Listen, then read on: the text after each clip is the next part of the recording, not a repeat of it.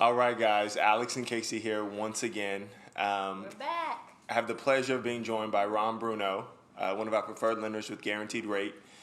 Sit back, relax, tune in. We're going to put Ron's feet to the fire here, ask him some blazing questions. All right, I'm ready.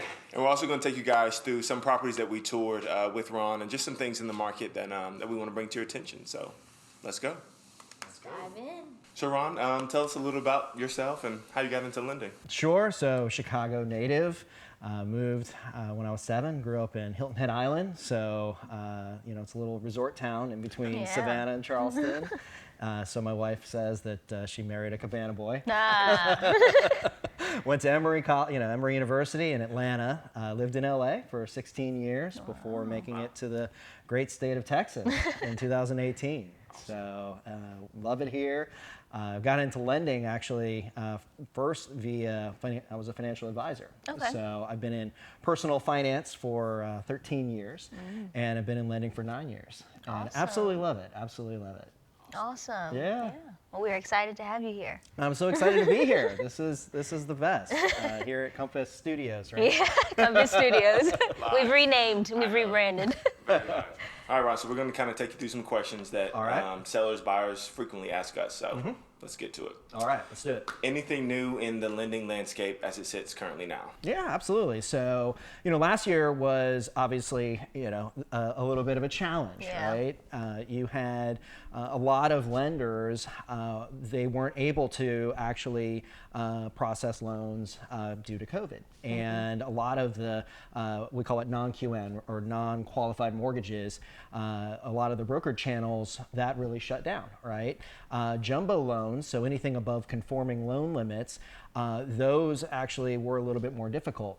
Now that things are opening up a little bit, the standards have shrunk, right? So they've kind of loosened the box in terms of the overall lending standards across the board, which is really exciting, right? Also, a lot of those jumbo lenders and those non-QM lenders, they've come back into the forefront, and it's all about risk, right? Yeah. So when it comes to lending, it's all about risk. So when you have unemployment shooting 46% and all these crazy statistics, lenders say nope.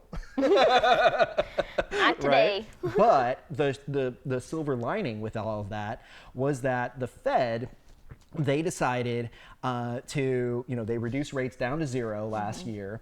And on top of that, they went in and did asset-backed security purchases, and they bought $80 billion when it came to mortgage loans as well as treasuries. And that really supported the market, right? So that's what's really key is all of that buying. So what's happening right now in the market is they're starting to scale that back, right? Or tapering. They call that tapering in the market. So now instead of buying $80 billion, they're going to start cutting that back. And that's why you're seeing rates kind of tick up a little bit. Okay. And that brings us to our next one. I know you wanted to get Ron's take on interest rates going up and things of that nature. So I'm curious, your take on that, Ron, and I know our buyers are definitely interested in that. What average interest rates are you seeing right now as we're kind of creeping back up? Yeah, so right now, we're right into Q4 of 2021. The MBA, so that's the Mortgage Bankers Association, they're forecasting by the end of next year for the standard 30-year fixed. And obviously, with the caveat, there's lots of caveats when it comes to lending, and you have to give APR and all that extra information. But just based on their forecast, they're looking at about 4%. Wow. So they're looking at a 20 basis point increase, or basically 20% of 1%. So almost about a quarter increase each quarter as we go throughout the year. Okay. So what's key there is if you're pre-approved at a certain level and you were pre-approved at, let's say, 3.25, now all of a sudden, if you were at your limit and you don't qualify at 4%, then you need to adjust your overall schedule, right? You need to start looking at properties that are at lower price points if it means that you're going to be buying 6 months or 12 months into the future. The good news is, let's say you're out where it's a new build, right? So a Okay. new construction, we actually have at guaranteed rate, we have an extended rate lock option. Oh, wow. Right? So if you're looking at it and saying, okay, my thesis is that rates are going to go up next year and my home isn't going to be done for another 6 months to 9 months, you could actually lock in today at today's rate, and there's a whole bunch of caveats with that. But it's kind of like an option, right? You put on a credit card, you pay a little bit, and then what you're able to do is you just lock it in. But if rates go down, right? So let's say the thesis is all wrong and the MBA doesn't know what they're talking about, right? Then what happens is you can do a rate, a float down, right? Okay. So it's called a rate renegotiation. Oh, wow. So the big key when it comes to lending and when it comes to looking at rates and all of that, it's all based on your timetable, and I don't see that there's never a time to jump into the market, right?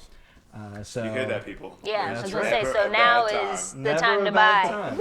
Ever. The only caveat I'd say about that is if someone were to buy a home and then they knew they were going to be out in 2 years, right? That's where it gets a little bit iffy, Yeah. because now you're talking about a specific timetable, Right. right? So flippers in a rising interest rate market and markets where you don't have that continued appreciation and the bidding wars and everything else we experienced in spring and summer, well, you may have some carrying costs, right? So that's something definitely to consider if you're an investor and you're doing a lot of flips. Gotcha. But if you're just buying as a couple, you're buying a new home, it's always a good time to buy, right? Always.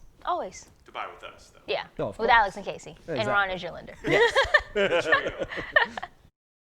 Tell us a little bit about pre-approvals. When should our clients get pre-approved? How long does the pre-approval last?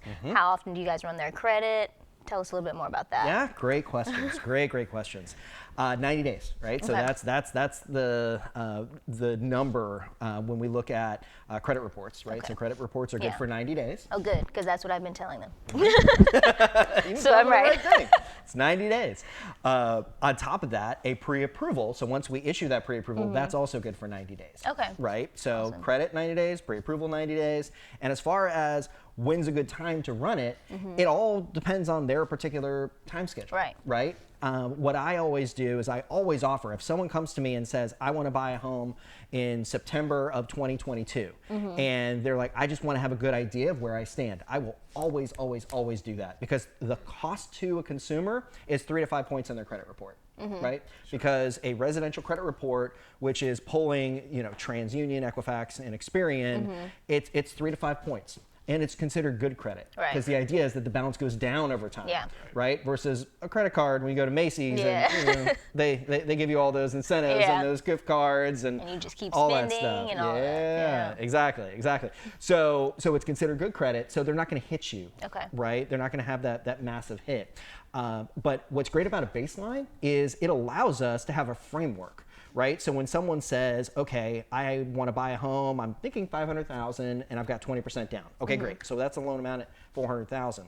Now, what I'm going to do is I'm going to, put together their to-do list. And I mean, our company's gotten so, just sophisticated that the bots that are out there Yeah. after they, do everything online, it creates a to-do list for them. Yeah. Right? So it's like, wow, that's just really, it's cool. It boggles my mind that it just keeps getting better and better and better and more sophisticated. But when you submit all that documentation, when I look at the income, assets, and credit, I then am able to run that and stress test it, right? And if someone's buying in September of next year, I'm not going to base it just on the 3 1/4 if that's what the prevailing rate is.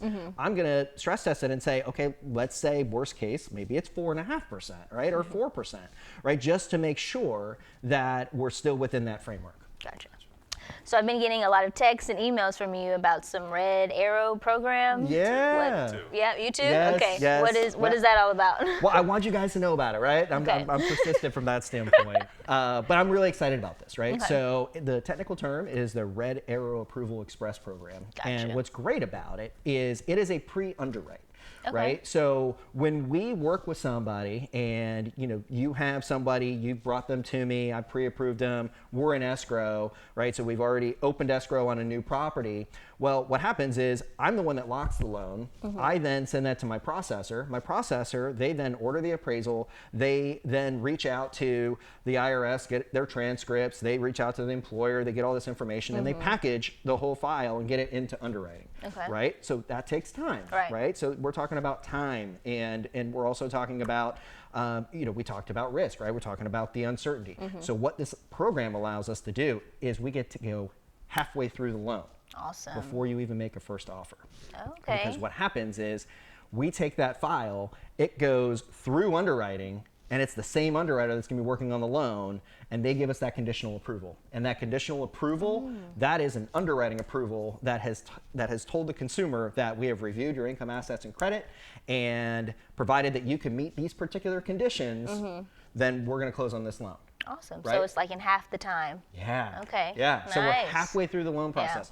So what's great about the program is we also give that certificate, right? So we give that to the consumer, and as we work together, what I do is I'm always following up with a listing agent, right? So you submit the offer, I follow up with a phone call, and I have my computer, I have everything, the whole file in front of me. And anytime, in case that listing agent has specific questions, Gotcha. right? Because you can't just, wing it, Yeah. and like have that listing agent say, "Well, tell me about your borrower." Oh, they're good. You can't do that, Yeah. right? I wish. So you can't quite have that, right? So what happens is, I follow up and I let them know that, okay, so, I've already reviewed the contingency windows. I reviewed the days of, how we're going to be, closing this on that particular date.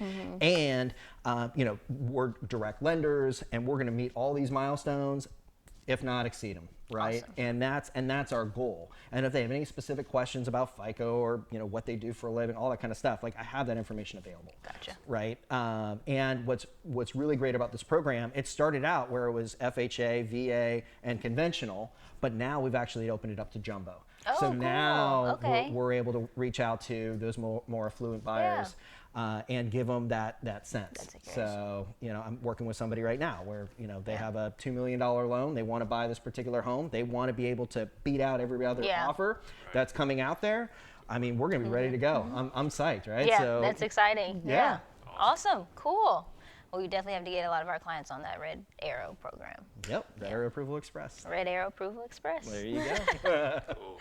Okay, so I know you guys know this, but the competitive landscape in the lending world it's pretty tough. We work with a few different lenders. Our buyers obviously come with us with their preferred lenders. But we've had a good relationship with Guaranteed Rate so far, and I'm glad that we could bring Ron on board. But Ron, for us, for the people at home, why Guaranteed Rate? Yeah, it's a great question. So first of all, they're based out of Chicago, right? So number Where you one, from? like I'm a big fan. It's funny. I'm a Cubs fan. So when I saw, we have the Sox field, right? Yeah. So Guaranteed Rate Field. So I'm now a little bit of a White Sox fan. No? Okay. Okay. Yeah. Interesting. It's a little taboo in Chicago, I think. Oh yeah, I know. Well, we all, everyone celebrates the Bears, right? Sure. Yeah. So that's the hometown team. So with Guaranteed Rate, what's great about it is we've really invested in technology, right? Okay. So number one, we're gonna be the fastest. We're gonna be able to, and not just the technology, but also the people behind it, right? Because you could push a button and get a mortgage, Yeah. right? But what's different is you also have me behind it, right? And my team. So it's not to cut you off, Ron, but that's a point I'd like to highlight as well, because we have so many buyers who use the iLender or buyers who want a lender that they don't have to speak to anyone. I mean, that's all fine and dandy until there's an issue, and then the issue always does come up. Something comes up, and you need to get a hold of someone. And we've seen how that can bite some of our buyers in the butt. So, again, I like the fact that someone else is on the other end. Yeah, and it kind of reminds me of Compass in a way. We are a technology company Right. That does real estate, I like to say. So definitely the technology aspect with great people behind it. Absolutely, That's awesome. absolutely. And we also, when obviously people have choices that are out Right. there. What I always like to pride ourselves on is kind of being that first stop, right? Because we have so many different types of programs, right? We have 26 jumbo lenders that are available to us, both correspondent as well as delegated. We also have a broker channel, right? So what really attracted me to the platform was it really aligned with my business, right? So when I was looking out there and seeing what was available in terms of working as a lender, my background, I came from wealth management, right? So my clients were business owners, executives, professionals, right? And first-time home buyers. Like that's my makeup. And Guarantee Rate just had all of those different lending platforms and was all geared to that. On top of that, it's also about being able to scale, right? Sure. So I mean, you have to be able to, we're all ambitious. Yes. Right? You don't want to be stuck where you get to a point and you're like, well, I can't grow anymore because the infrastructure doesn't support it. Sure. I mean, I am a tiny, tiny little fish in a massive pond. I mean, we have 2 originators this year that have already eclipsed $1 billion in production. Wow. So I've got a little ways to go. Say we need $1 billion sales. Exactly. But that's what's so exciting, right? And coming from a marketing background, so the first 10 years of after school, I worked in advertising and all that. I mean, it's top notch, right? So you see the ads everywhere, so that all helps support. But it's all about the consumer and also supporting the loan officer and being agent focused. Gotcha. So awesome, hopefully agent focused. Well, thank you so much, Ron. My pleasure. Thank you so much. Of course. Yeah. Let's dive into some of these properties we toured. Okay, so if you haven't watched our videos of our neighborhood tours, go back and do that before you even finish this. Right now. Press pause and go back. We did 3 home tours in 75206 a couple days ago. Sure. A couple days ago, we did it with Ron, so we're going to talk about them, get a little deeper dive into the properties themselves. Yeah. So let's jump right into it. Let's jump in.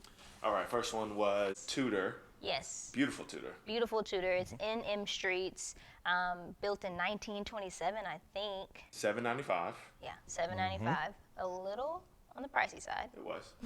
But it was a decently sized home though, 2,500 square feet, 2.5. Okay.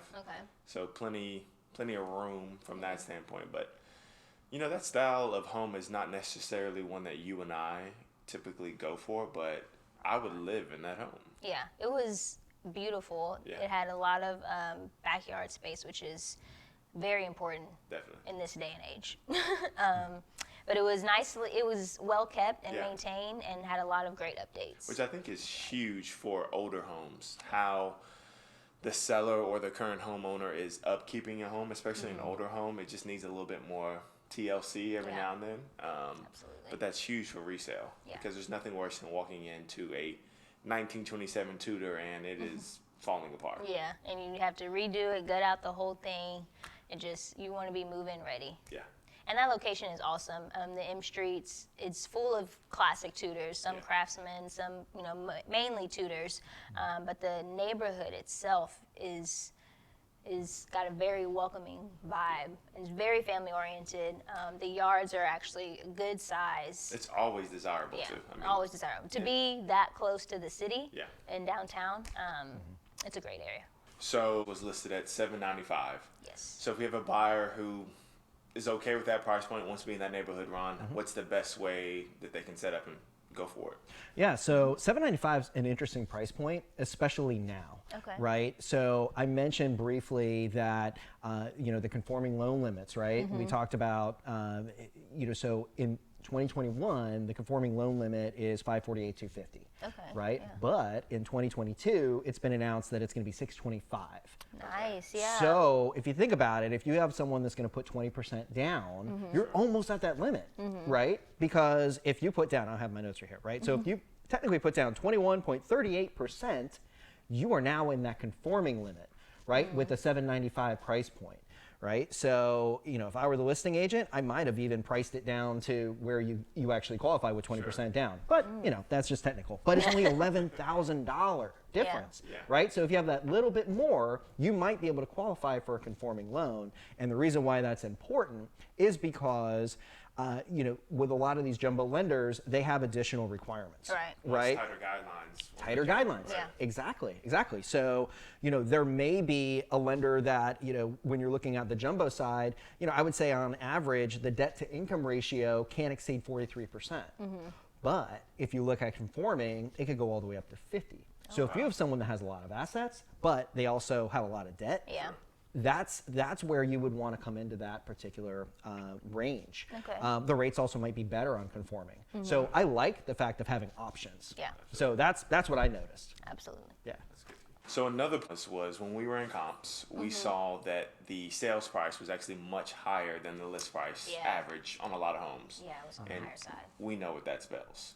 Bidding wars, and especially in this Multiple market, offers. that's multiple offers. That's something that our buyers, unfortunately, are privy to now in this market. But I know that can throw off an appraisal, things of that nature. Ron, is there anything that a buyer can be aware of or do in that sense, or what are their options there? I mean, the first thing is just hire you guys, right? Because you're not gonna make them Obviously. overpay for something, right? That's the key, right? That's the key. And that's why you don't just go to an iBuyer and then just go into this blindly. Yeah. You have that research, right? So that's why when we were talking, I'm like, okay, let's look at those comps, and you guys knocked that report out just like that, and like that's really the key. So in looking at that report, you just saw that there was a big difference between what they listed for and what it actually sold for. Yeah. Awesome. Yeah. So the next house was massive home, almost 4,000 square feet. Yeah. Yeah, in Knox-Henderson with Bigger a pool. place. Yep, with a pool. It was beautiful. It was very surprising. Sure. When we were on the outside, I didn't think it was going to look like what it looked like inside. So when we walked in, I was like, oh my gosh, wow. Well, you don't realize how big 4,000 feet really is. Like, Yeah. that's a big home. And then the kicker was the pool house. Yes, Very the cool pool feature. house, above the garage, which is great to have, especially in this area in Knox-Henderson. You can use it as a rental. You can use it as a mother-in-law suite, or you can use it for a SMU student who wants to rent and That's a plug to all needs to our go ponies out there. pony up. Pony up. Yeah, you gotta represent. Yeah, but the house was gorgeous. I mean, it had 5 beds, right? 5 bedrooms, a game room, a pool, updated kitchen. Yeah. Very spacious. Very spacious, a garage. So it was a really nice home. And the location was amazing. It sure is. I mean, around the corner from Velvet Taco. I don't know Yeah. if you've been there I've or been not, there. or if That's y'all a been Velvet there, Taco plug. you should go. So right around the corner from Velvet Taco, and a lot of the other restaurants and bars and shopping right there on Henderson. So great location. You know what I liked about the home as well? So many times in that area we see some craftsmen, but a lot are tutors. This had a very traditional elevation to it. Yeah. It looked straight out of a Texas magazine. This Very is a Texas Texan. home. Yes. It had a very Texan influence to it, which I thought was interesting in that neighborhood. Yeah. Where it was priced at 1.95, and it had a different, elevation to it, so it stood out Definitely. among other homes. Yeah, definitely stood out. Speaking of price, 1.95. 1.95. That is heavy. It's heavy. And that was hard pulling comps because there are not a lot in that neighborhood, just really within a 2-mile radius, Right. that really were comparable. Now, we've seen, obviously, homes in that neighborhood eclipse $1 million and go up there, but where it's priced at was a little, I think, heavy currently. In our opinion, yes. I don't remember the days on market, but I wouldn't be surprised if it had been sitting there for a little bit. Yeah. So as far as price, Ron, Yeah. how would somebody go about getting a loan almost $2 million? Well, not $2 million, but Right, for a buying very a high loan, $2 million almost property. $2 million property. So first of all, I think the biggest challenge when I looked at that report with the comparative market analysis was the closest sold price was 1.28. Yeah. Right. So in lending, we're looking at a going back within the past 3 months, 6 months, but going back further than that, that's not necessarily good data. Yeah. Right. We're also looking for a similar floor plan. We're looking for similar age of the property. And when I'm looking at those comps, now there was a pending sale, right? That was at 1.475. 1.4, yeah. And I've done that before. I've actually called the listing agent on a different property for one of my clients, and I said, okay, when are you closing? And they said, we're closing in 30 days. I'm like, we're going to order another appraisal, right? And use it as a comp. Yeah, appraisal. Right? So, but in a home that appraises for 1.475, that's not going to get us to 1.95, right? I wouldn't see this would be an issue if it was in the Park Cities area, right? But I do see it as a challenge here, and that could be one of those reasons. So really, that buyer, they're either going to fall in love with that home, and they're going to have a lot of money to be able to put up, so that it does actually, they don't have to worry about that appraisal issue, right? Because if you're trying to meet the minimum with a lot of jumbo lenders, it's 20%, especially at this price point, right? That could be a challenge. So that's the first thing. The good news is, I would say, and I cracked my voice on that, at 1.95, so now we're looking at a loan amount that's more like 1.9 purchase price, but at 1.5 loan amount. Now we're getting into I've actually set up a commission cap. Right, where I have actually capped my personal commission that I receive on deals at $700,000 at that price point. So what happens is, if the rate, let's say it's at 3.25, and then all of a sudden I look at that commission cap based off of the 1.5, now the rate might be like a 3%, right? So I'm passing the savings, right? So, and the reason why is because that's my clients, right? So I want to capture those bigger volume clients. Yeah, and I like what you said. I think that the person that buys that home is going to have to really love that home, especially at that price point in this area. I agree. I fully agree. Because I don't think we would have told them to price it at that number, but I don't think so. But that's not my listing. But not yet. Not yet. Not yet. Okay, so the last one really liked you, not only because of the price point, and we serve a lot of buyers at that price point, but the location. Smack dab in the middle of Lower Greenville and Henderson. Yes. Man, you cannot beat that location. I mean, you can literally get to Henderson in less than a minute, get to Greenville in probably the same time, less than 30 seconds. You've got Trader Joe's over there. Sprouts, La La Land, coffee. You got the laboratory, Green Ave Pizza Co. So, I mean, it is really in an amazing location. And the home itself. So we've seen one very traditional. We've seen the two was a 3-story condo. Yes, condo townhome. Condo townhome. What's the difference there? So with a condo versus a townhome, in a townhome you actually own the dirt underneath you. Okay. It's more like a single family home, but it is still attached. With a condo, you just own foundation up. Interesting. Yeah. So that's. Yes, you did. So that's the difference for all you guys out there watching. But yes, it's a 3-story townhome. We do a lot of our business with townhomes. A lot of our first-time buyers love townhomes. Well, it's priced at $595. It's priced at $595, which I still think was a little heavy. You did. It's I mean, you ran the comps, and they were almost 100,000. Yeah, over.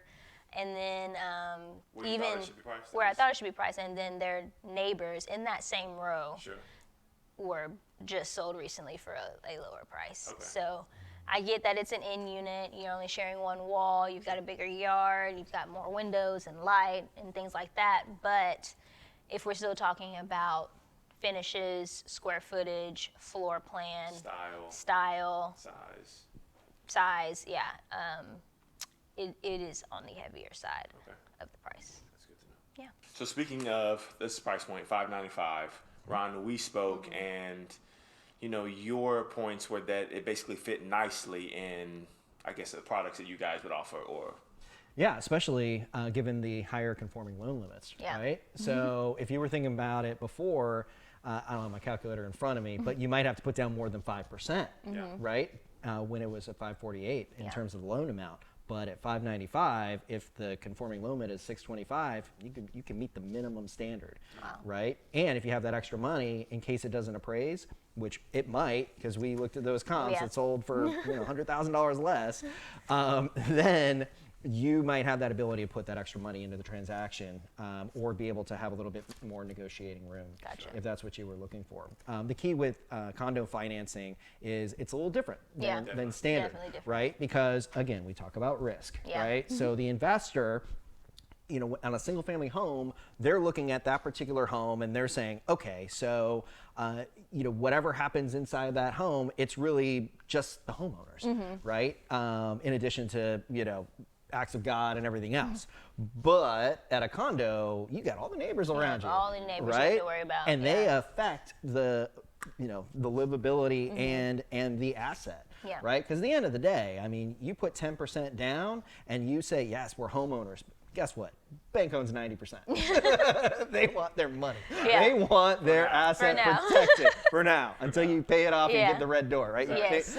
But that's what's really important, right? So you've got to think of it, from that standpoint. And as lenders, we send that actually through a condo review, right? So we're looking at the HOA documentation, we're looking at the CC&Rs, we're looking at all that paperwork. And fortunately, we've got a very speedy team that just goes through all that, makes sure that we check all the right boxes. We have the very, minimum checklists, and then we're good. Right? And it is a lot of paperwork. It is. Those CCRs, those condo docs get very thick. Very hefty.